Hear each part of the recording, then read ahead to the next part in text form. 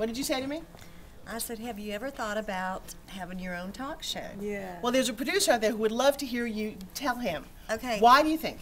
Well, I think she's just beautiful, number one, and naturally, and she's real person, and she comes across like that where you want to listen to her, and she makes you feel comfortable.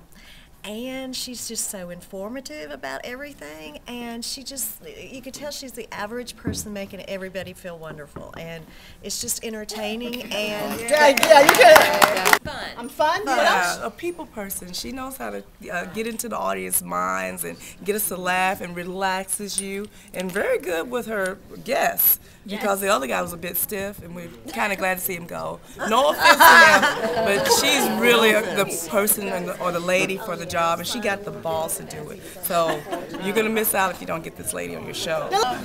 When I do a talk show, what would you like to hear? What would I like to hear? I'd like to hear straight talk like you do. Honest talk, and he said engaging because you are engaging. Thank you. But you don't, cut through the chase. Right. Be clear about what you're saying to people. And on top of that, when you're talking about the books and everything, Right. you really do get people to understand what it's about, because up until then, it was like clueless. Thank you very much. So you guys, now apparently the women, did you hear this by the way? No, because this is important.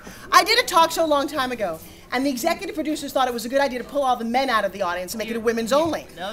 No, we want the men to hear how to help us. No, wait. You guys down there who are single, shh, this is important.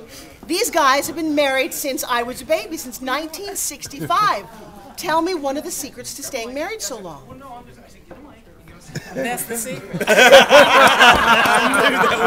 Silence and learning to pick your battles. Friend, you got it!